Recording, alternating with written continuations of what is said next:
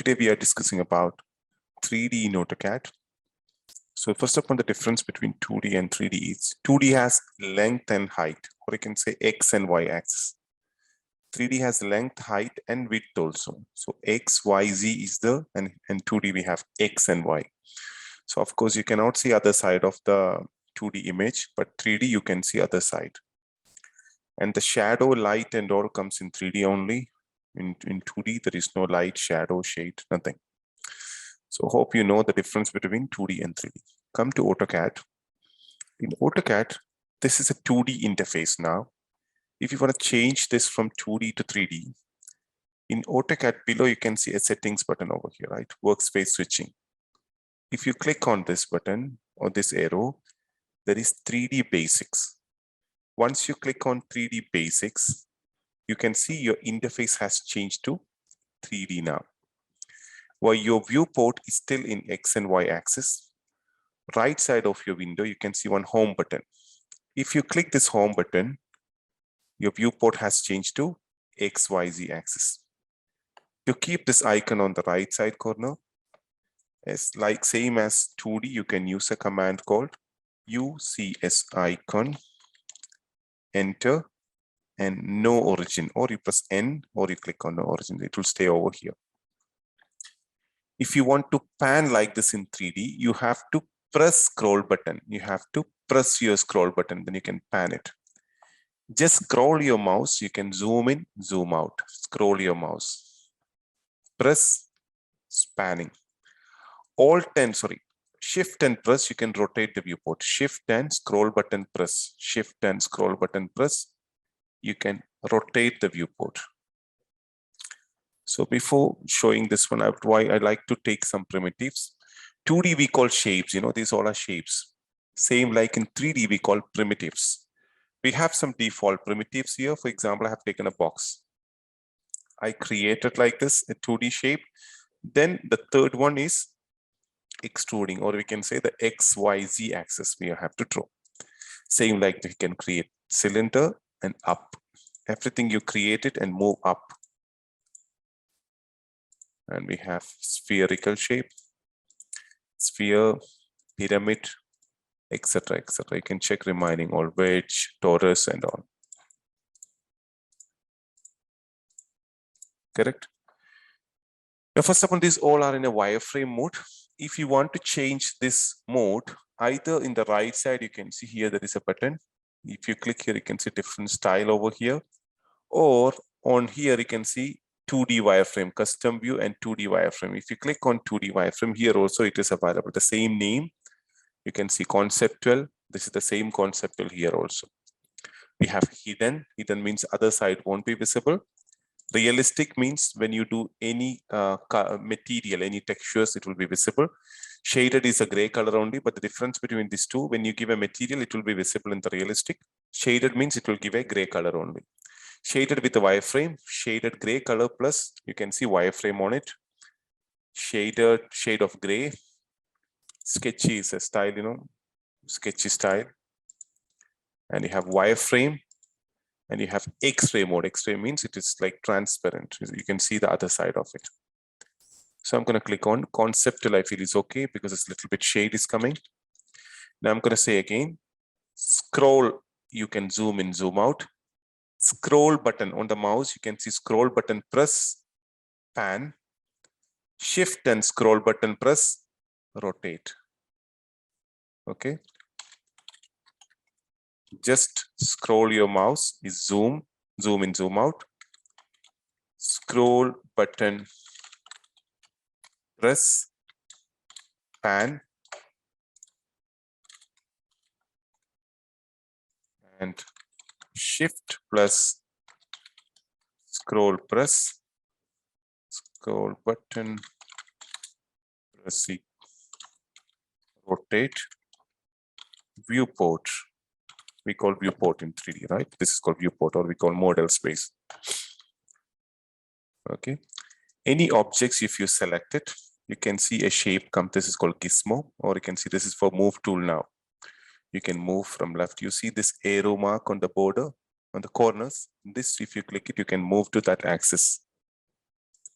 X-axis, y-axis, z-axis. Okay. And the viewport, I'm going to move it with shift and scroll button press. If you don't want, of course, like you can delete it.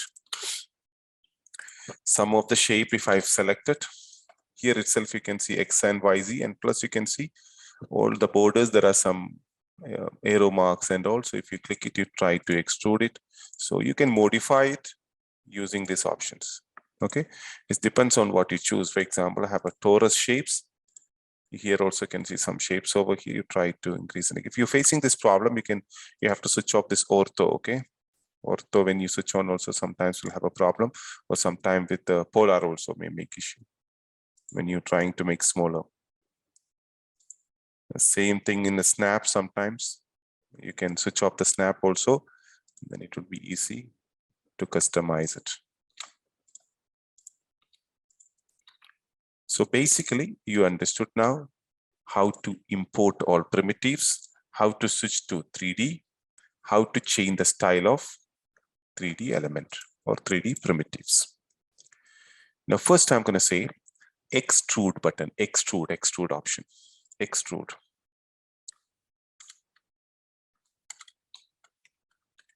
What is extrude? Extrude means, for example, the first one I'll show you with from a 2D. I have a 2D shapes. This is a circle. This is a 2D shape. This 2D shape you can convert to 3D using extrude. Click on extrude, select the shape, enter, move up. I have another shape, rectangle. Maybe I have another shape, another rectangle. Press space bar to repeat the last command.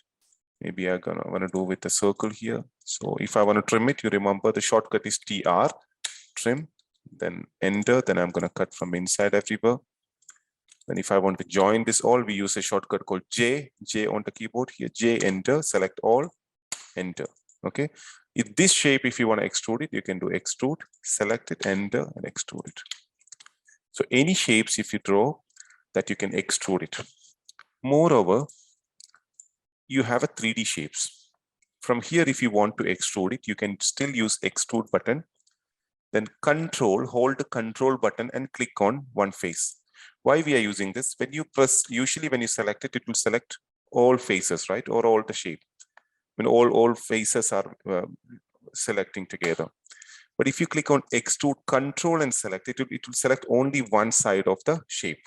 Enter, move your mouse up. You can see one extra shape has extruded. Extrude, control and click on one side, enter, then move to one side. Extrude, control and click here, enter and move it. Extrude, control and click here, enter and move it. But you can see this is a separate shape, this is a separate shape. All are extruding. Anytime you can select and delete it, or you can extend it. This is different. I'm going to discuss later. You can extend like this.